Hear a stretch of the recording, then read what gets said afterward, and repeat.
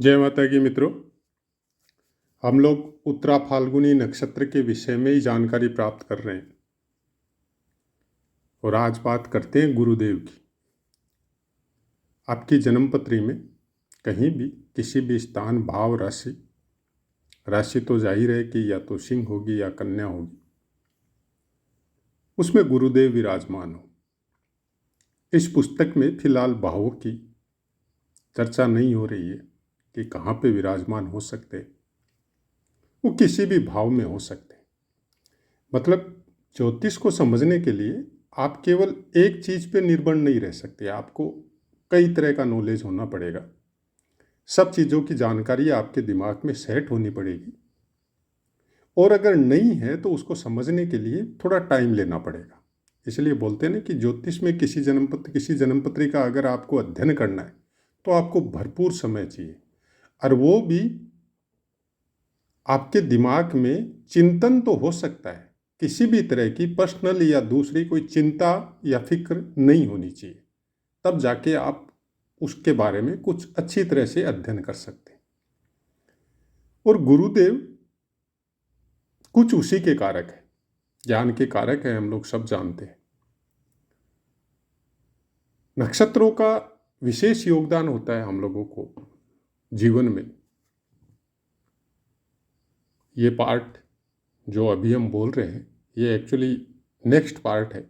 फिलहाल first part जो नियम है वैसे ही चलते हैं कि फर्स्ट पार्ट में जो पुस्तकों में लिखा है उसी अनुसार हम वीडियो बनाते हैं, सेकंड पार्ट में फिर डीपली उसकी चर्चा करते हैं। अगर गुरुदेव फर्स्ट आपके प्रथम चरण में हो तो जातक को कुछ जोखिम लेने की प्रेरणा देता है। मतलब जुए से संबंधित हो, सट्टे से संबंधित हो, या बिजनेस में भी कुछ इस तरह के काम जिसमें अगल बगल वाले कई मना करें कि इसमें रिस्क है, घाटा लग सकता है, लेकिन इनको जोखिम लेने की साहस जो होता है ना वो जबरदस्त होता है। अब वो प्लस माइनस क्या होगा वो पूरी कुंडली का अध्ययन से पता चलता है, किस तरह का जोखिम ये उठा रहे हैं, लेकिन ऐसी प्रेरणा इनको मिलती है अगर फर्स्ट चरण में, पहले चरण में अगर गुरुदेव उत्तरा फाल्गुनी नक्षत्र में हो। दूसरे चरण में राइटर टाइप की महत्वाकांक्षा रहती है या हो भी सकता है और सफल होता है अपने क्षेत्र में, साहित्य में विशेष रुचि रहती है ऐसे इंसानों की। तीसरे चरण में गुरुदेव का ज्ञान के और धन के संबंध में अच्छा फल प्राप्त होता है। चतुर्थ चरण में राजनीति के क्षेत्र में जातक कुछ अच्छे पद प्राप्त कर सकता है, यशस्वी और प्रसिद्ध भी होता है, और इनकी संतान भी बहुत अच्छी होती है। चारों चरणों की बात हो गई। अब बात करते हैं इनके ऊपर विभिन्न ग्रहों की दृष्टियां। अगर सूर्य की दृष्टि हो तो जातक धनी और पारिवारिक दृष्टि से सुखी होता है। चंद्रमा की दृष्टि आपको योग्य प्रशासक बनाती है और लीडरशिप के गुण आपके अंदर प्राय होते हैं। अब आप किस तरह के लीडर बनते हैं ये पूरी आपकी कुंडली देखने के बाद में या आपके कर्मों के अनुसार आपके ऊपर डिपेंड करती है। मंगल की दृष्टि वाहन से संबंधित रोजगार में प्रवृत्त करती है। बुध देव की दृष्टि अच्छा गणितज्ञ और ज्योतिष हो सकता है। शुक्र की दृष्टि से भरपूर मात्रा में धन प्राप्त होता है ऐसे इंसान को, और शनिदेव की दृष्टि धन भी होता है और पारिवारिक दृष्टि से भी बेहद सुखी होता है। तो ये थे पुस्तकों के अनुसार गुरुदेव के उत्तरा फाल्गुनी नक्षत्र में विचरण के फल। अब क्या है, अपना दूसरा पार्ट हम लोग चालू करते हैं। नक्षत्रों की यात्रा बहुत जबरदस्त यात्रा होती है और जितना ज़्यादा आप इसके अंदर उतरते जाते हैं उतना ही ज़्यादा, अगर आपका दिमाग थोड़ा कंट्रोल में नहीं है, पुष्ट नहीं है आध्यात्मिक शक्ति के द्वारा, ध्यान साधना के द्वारा, तो फिर ये मेंटल डिस्टर्बेंस को भी इंगित कर सकता है। क्योंकि ज्योतिष एक ऐसा रहस्यमय सब्जेक्ट है, इसके अंदर उतरना और पुस्तकों की लिखी हुई बातों को समझना गुरु कृपा और इष्ट कृपा के बिना संभव नहीं है। ये कुछ वैसे ही है जैसे आपने अपना सनातन धर्म का सबसे बड़ा ग्रंथ है गीता, उसको एक बार पढ़ने से केवल लिखे हुए शब्दों का आप अर्थ निकाल सकते हैं। दोबारा पढ़ते हैं तो कुछ अलग अर्थ का पता चलता है। तीसरी बार पढ़ते हैं तो फिर थोड़ा थोड़ा अलग, जो पहली बार पढ़े थे उससे जस्ट अपोजिट भी हो सकते हैं। और इसीलिए बार बार पढ़ने की प्रेरणा अपने सनातन धर्म में धर्म ग्रंथों के विषय में दी जाती है कि एक बार नहीं, बार बार पढ़िए और थोड़ा समय लेके पढ़िए। एक ही श्लोक को या एक ही अर्थ को अपने हृदय से समझने का कोशिश कीजिए, तब आप गहराई में उतरते हैं। गहराई कहाँ, कोई बाहर नहीं है, आपके खुद के अंदर है। संपूर्ण ज्योतिष, पूरे नवग्रह, सब नक्षत्र, सब भाव आपके खुद के शरीर के मस्तिष्क के अंदर विराजमान है। कौन सी चीज़ कहाँ एक्टिव हो रही है और आपने किस तरह से एक्टिव की है, यह आपके अपने कर्मों के ऊपर निर्भर है। जीवों में सबसे श्रेष्ठ है मनुष्य, और मनुष्य को भगवान ने एक छूट प्रदान करी है कर्मों की। यहाँ पे ज्योतिष या कोई भी ग्रह आपको इंडिकेट नहीं करता कि आप ऐसे कर्म करो, वो केवल आपको प्रारब्ध भोगवाता है। जो आपका प्रारब्ध आप लेके आए हैं उसको भोगने के लिए आपकी कुंडली बनी है। लेकिन ऐसी बहुत कुंडलियां मिलेगी जिनमें मिला तो प्रारब्ध के द्वारा अलग है, लेकिन इंसान भोग रहा है अलग है। अगर हम लोग प्रैक्टिकल जब एक्सरसाइज में जाएंगे तो आपको मतलब अजीब अजीब चीज़ें देखने को मिलेगी कुंडलियों के द्वारा, इंसानों के कर्मों के द्वारा। तो ये मान लेना कि ज्योतिष में किसी एक ग्रह से, किसी एक वर्ग विशेष से या वर्गोत्तम कुंडली से या भाव के संबंध में हम लोग उसको बगैर देखे, बगैर उसके वर्तमान कर्म को जाने, बगैर उसके संस्कारों को जाने, और हम लोग ये सोच ले कि इसका ऐसा भविष्य फल होगा, और उसी अनुसार अगर हम लोग प्रिडिक्ट कर ले तो ये कैलकुलेशन गलत भी हो सकती है। क्योंकि बहुत कुछ डिपेंड करता है आपके वर्तमान कर्मों पे, आप किस तरह के कर्म कर रहे हैं। ये ग्रह, ये नक्षत्र, ये किसी के साथ कोई भेदभाव नहीं करते। हमेशा बोलते हैं हम, प्रायकर सब पाठ में बोलते हैं कि आप ये मत सोचिए कि आपकी जन्मपत्री आप 30-35 साल के हो चुके और आपका कोई भाव एक्टिव नहीं हुआ। ऐसा कभी नहीं होता है। सब भाव एक्टिव रहते, सब ग्रह एक्टिव रहते, सब नक्षत्र एक्टिव रहते 24/7। इसको एक्टिव करने से ये हो जाएगा, ये मतलब हमारी दृष्टि में मूर्खता के अलावा और कुछ नहीं है। कोई भी भाव डीएक्टिव कभी नहीं रहता है, सब एक्टिव रहते हैं। अब आपने कौन से भाव के ज्यादा गुण अपने अंदर प्राप्त किए, यह आपके ऊपर निर्भर है कि आपके पास सब कुछ है, लेकिन आपने कन्वर्ट कर ली कोई चीज। जैसे हम लोग करते हैं ना कि सब चीजें अपने पास है और एक चीज अपने को विशेष प्रिय लगती है, अपने कर्मों के द्वारा हो सकती है, अपने संस्कारों के द्वारा हो सकती है, अपने आचरण के द्वारा हो सकती है, कि परिवार में 8, 10, 5, 4 जो भी इंसान आपके पास है, फ्रेंड सर्कल में है, कोई एक विशेष प्रिय होता है जो परिवार में भी हो सकता है, फ्रेंड सर्कल में भी हो सकता है। मतलब आपने एक चीज को, एक को विशेष प्रिय बना लिया, मतलब वो आपका खुद का कर्म और संस्कार है। अब हो सकता है कि जन्मपत्री या कुंडली उसको अलाउ नहीं कर रही है कि इसके साथ आपको सेट नहीं होना है, ये आपके लिए फायदेमंद नहीं है, आपके लिए अच्छा नहीं है, लेकिन आपने कर्मों के द्वारा उसको चेंज कर लिया, तो फिर वो चीज़ ज़्यादा आपको इफेक्ट देगी जो चीज़ आपके लिए अच्छी नहीं है। और वो आपके प्रारब्ध ने आपको नहीं दिए, आपने अपने कर्मों के द्वारा उसको इन्वाइट कर लिया। तो जन्मपत्री में कुंडली देखने में सबसे मेन इफेक्ट होता है कि जातक वर्तमान कर्म क्या कर रहा है, कैसी परिस्थिति में है और किस तरह के संस्कार है। क्या फीलिंग रहती है दूसरे के प्रति, किस तरह के कामों के साथ है कि आज हम कोई सर्विस कर रहे हैं और वहाँ पे 100 आदमी काम कर रहे हैं तो उसमें सब तरह के जीव है। वाइन लेने में वाले भी है, नशे करने वाले भी है, चरित्रहीन टाइप के भी है, धर्मात्मा भी है, कुकर्म करने वाले भी है, गुस्सा करने वाले भी है, पीठ पीछे चुगली या ईर्ष्या करने वाले भी है, और भगवान की भक्ति करने वाले भी है, सतवचन भी बोलने वाले हैं, एक दूसरे का हेल्प करने वाले भी है। सब तरह के जीव है वहाँ पे। आपकी सेटिंग कैसे आदमियों के साथ होती है, उसी अनुसार आपकी कुंडली का फलादेश चालू हो जाता है। क्यों बोला जाता है, अपने संस्कार में ये बोला जाता है कि ऐसे आदमियों से दूर रहो। क्यों बोला जाता है? क्यों कि आपकी शुभ शक्ति, सत्व गुण से संबंधित शक्तियां आपकी जागृत हो, वो आपकी शरीर में, आपके मन में, आपकी आत्मा में ज़्यादा एक्टिव रहे। शक्तियां तो सब है, क्योंकि 9 के 9 ग्रह आपके अंदर है, 27 28 जितने भी नक्षत्र है वो भी आपके अंदर है, सब भाव आपके अंदर है और सब एक्टिव है। अपने अपने अंशों के अनुसार अपनी रश्मियां वो आपको प्रदान कर रहे हैं।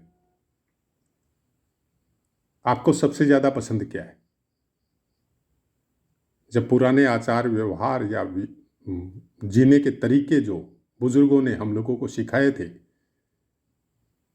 कि नाम लेना, माता पिता का सम्मान करना, उनको प्रणाम करना सुबह उठते ही, फिर भगवान का नाम लेना, नित्य क्रिया से निवृत्त होकर उसके बाद में कुछ सदकर्म, अच्छे कर्म सबको बताए गए थे। लेकिन हम लोगों ने क्या चेंज कर लिया? सबसे बड़ा चेंज तो यह हो गया है कि आँख खुलते ही हम लोग सबसे पहले मोबाइल संभालते हैं, और मोबाइल में भी आपके ऊपर डिपेंड है कि आप कौन सी साइट में जाते हैं, कौन से वीडियो देखते हैं, क्या चीज़ चलाते हैं। मतलब दिनचर्या आपकी वहाँ से स्टार्ट होती है। आडंबर, मायाजाल, राहु के कुकृत्य आपके चालू हो गए। मोबाइल हाथ में लेते ही व्हाट्सएप या फेसबुक में आप इधर उधर घूमने लगे, मतलब आप दूसरी जगह जाना आपका चालू हो गया, जबकि आपका काम दूसरा था। हम लोगों के संस्कार में, परिवार में इन नक्षत्रों को, इस चंद्रमा को कंट्रोल में करने के लिए, क्योंकि नक्षत्र इफेक्टिव होते हैं चंद्रमा की वजह से। जितने भी फल आपको नक्षत्रों के बुरे देखने को मिलेंगे वो केवल चंद्रमा की वजह से। सब नक्षत्रों को आप एक कहानी के अनुसार, अगर वेदों पुराणों की कहानियों के अनुसार अगर हम लोग समझे तो सबके पति चंद्रदेव है। नक्षत्रों को फीमेल बोला जाता है कि सब राजा दक्ष की पुत्रियां थी और चंद्रदेव के साथ उनका वर्ण हुआ। अगर उसके अनुसार समझे तो उसी के अनुसार सब चीज़ बनाया गया है। हम लोगों के पक्ष देख लो, शुक्ल पक्ष है, कृष्ण पक्ष है, सब नक्षत्रों और चंद्रों के ऊपर, चंद्रमा के ऊपर आधारित है। पंचांग में जितने भी समय वगैरह का हम लोग जो यूज करते हैं कि ये अच्छा समय, ये बुरा समय, ये भद्रा आ गई, ये फलाना आ गया, ये वो आ गया, सब नक्षत्रों के ऊपर डिपेंड है। आपकी दशा महादशा पूरी तरह नक्षत्रों पे है। आपकी राशि नक्षत्रों पे है। कौन से नाम से राशि आपकी जन्म होने के बाद में कौन सा नाम आपके लिए सूटेबल है, इसके बारे में नामाक्षर के अनुसार ऐसा करके एक वीडियो भी हमारा बनाया हुआ है।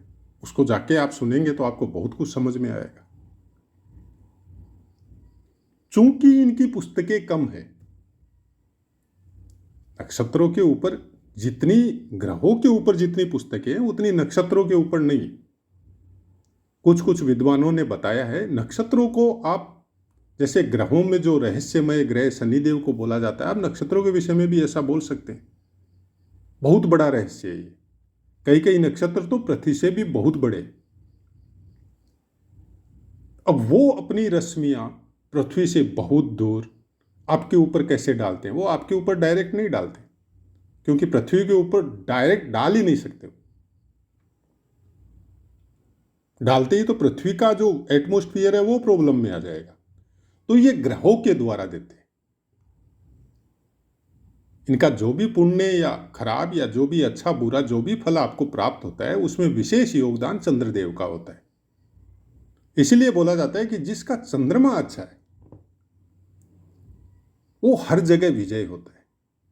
क्यों? मनोबली होता है ऐसा इंसान। मन का बल बड़ा जबरदस्त होता है।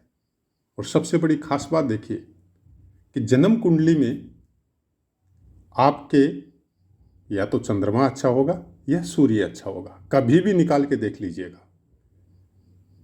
जिनका चंद्रमा अच्छा नहीं है उसका सूर्य बलवान होगा। दोनों ग्रह कभी भी नेगेटिव नहीं हो सकते, और अगर दोनों ही ग्रह नेगेटिव है तो फिर उसका जीवन आप मतलब सोच भी नहीं सकते, इस टाइप का होता है। फिर उसका दिमाग वहां जाएगा ही नहीं कि वो ज्योतिष से संबंधित कुछ सीखे, धर्म से संबंधित या वेदों से संबंधित कोई चीज सीखे या उसको पालन करे, जाएगा ही नहीं वहां तक।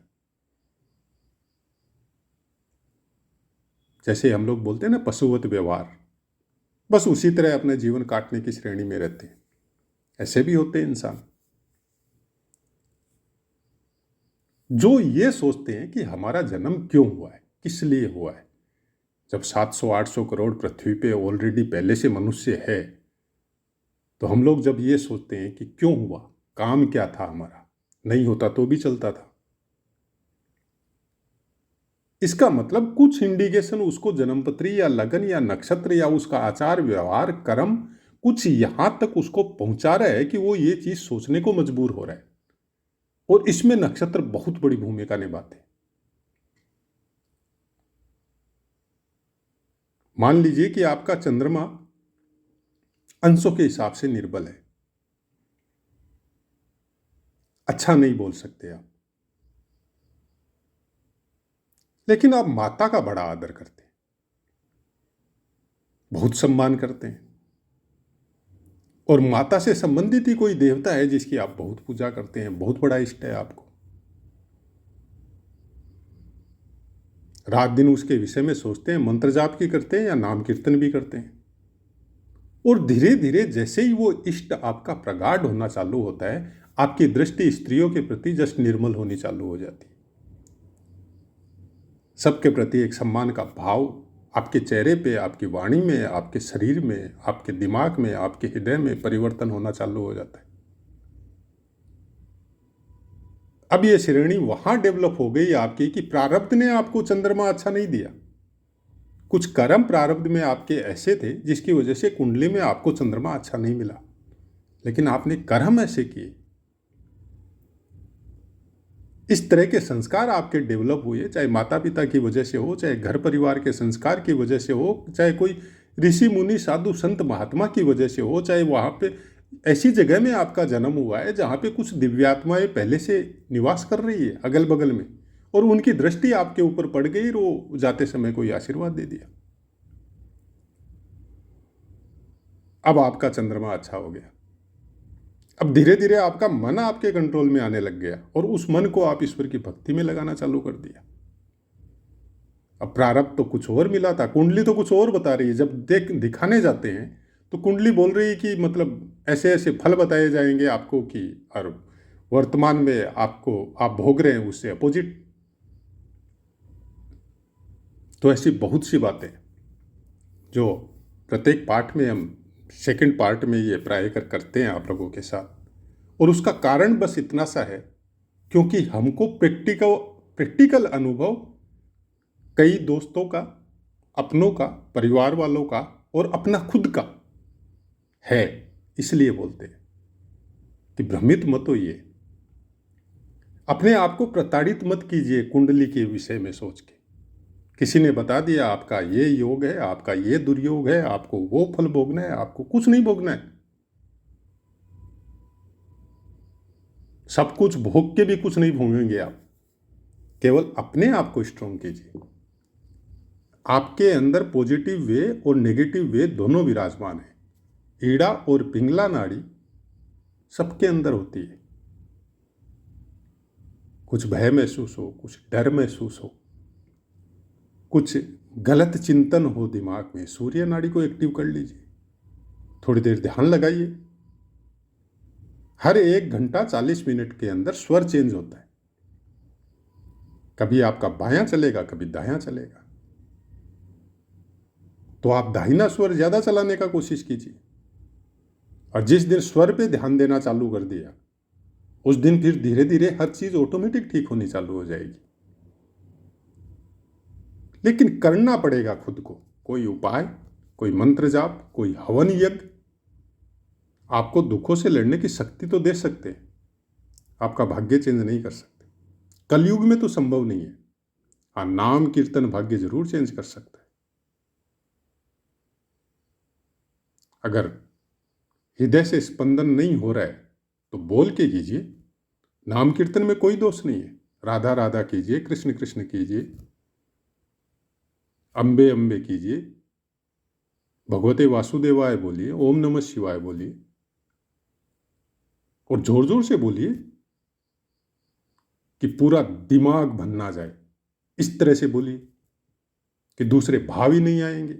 जब आपके दिमाग में ये चीज हृदय में गूंजने लग जाएगा वो नाम, तो दूसरे भाव ऑटोमेटिक नहीं आएंगे, और धीरे धीरे वो चीज आपके हृदय में इस तरह से बस जाएगी कि ग्रहों का फिर कोई मतलब ही नहीं है। फिर ग्रह आपके अनुसार चलेंगे। बहुत सी बातें फिर नेक्स्ट पार्ट में आपके साथ करेंगे, और प्रायकर बोलते भी है हर पार्ट में कि हम ग्रहों को इसी तरह समझते हैं। किसी दिन आप लोगों के साथ फेस टू फेस होंगे तो हम अपनी कुंडली भी आपको दिखाएंगे, और आप सोच भी नहीं सकते ऐसे योग है। लेकिन क्या कर रहे हैं? ठीक है, तकलीफ है, शरीर के पैसों की तकलीफ है, परिवार की तकलीफ है, सांसारिक तकलीफ इस मशीन को सबको आती है।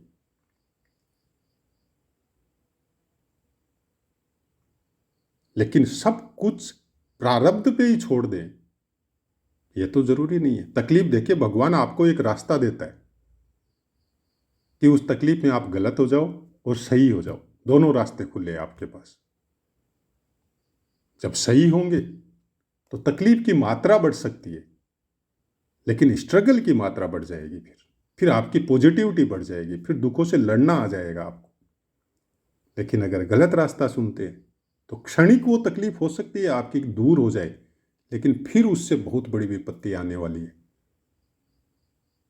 जो डायरेक्ट फ्लेट कर सकती है आपको, और उठाने वाला भी नहीं मिलेगा। ग्रह और नक्षत्र, ये जो जिसको आप बोलो ना ब्रह्मांड का ये सुपर कंप्यूटर है। किसी एक बटन को, कीबोर्ड के किसी एक गलत बटन को दबाने से दूसरा गलत बटन ऑटोमेटिक एक्टिव होता है, जिसमें 100% योगदान नक्षत्रों का होता है। जितनी मतलब डीप इसकी कैलकुलेशन होती ना, 4 चरण, 3.20 डिग्री का प्रत्येक चरण, उसके अनुसार अगर नक्षत्रों की डिग्री या उसके चरणों को अगर हम लोग पूरी तरह दिमाग में बैठा ले तो हम लोगों को यह समझ में आ जाता है कि ये ग्रह हमारा वर्गोत्तम है क्या, और वर्गोत्तम है तो कितनी वर्ग कुंडलियों में वर्गोत्तम है, क्योंकि सब कुछ तो डिग्री और मैथ्स के ऊपर ही निर्भर है। कोई ग्रह आपका दूसरे चरण में है तो 3.20 डिग्री से 6.40 डिग्री के बीच में होगा। अब नवमांश कुंडली में जाके आपका दिमाग में सेट हो जाएगा कि 6.40 डिग्री पे होने से नवमांश कुंडली में ये कहाँ जाके विराजमान होगा, कौन सी राशि पे विराजमान होगा। जब भावों के पाठ हमने आपको दिए थे तो पूरे मतलब इस तरह से समझा के दिए थे कि एक ग्रह अगर मिथुन राशि पे, मिथुन लग्न में इस राशि पे बैठा हुआ है तो ये नवमांश कुंडली में कहाँ जाके कौन सी राशि पे बैठेगा। हमारा कोशिश यही रहता है कि एक ही पाठ में आपको इतना कुछ जानने को मिले कि धीरे धीरे धीरे धीरे जन्मपत्री से संबंधित जो मतलब जो दिमाग में जो टेंशन होती है ना आम आदमी को, खासकर वर्तमान समय में सोशल मीडिया की वजह से, उसको कितना दूर कर सके। मेन मोटिव चैनल का यही है। न आपसे कोई धन कमाने की इच्छा है, न आपको भ्रमित करने की इच्छा है, न योग और दुर्योगों को दिखा के आपको भय दिलाने की इच्छा है। आप सुखी रहे, स्वस्थ रहे, सद्बुद्धि दे भगवान सबको, इंक्लूडिंग मी, मेरे को भी। जितना हो सके अच्छे कर्म कीजिए, जब ये करना चालू कर देंगे तो ग्रह नक्षत्र ऑटोमेटिक आपको पॉजिटिव फल देना चालू कर देंगे। तो आशा है मित्रों पाठ समझ में आया होगा। अपनी वाणी को विराम देते हैं इस पाठ में, आगे वाले पाठ में फिर चर्चा करेंगे। जय माता।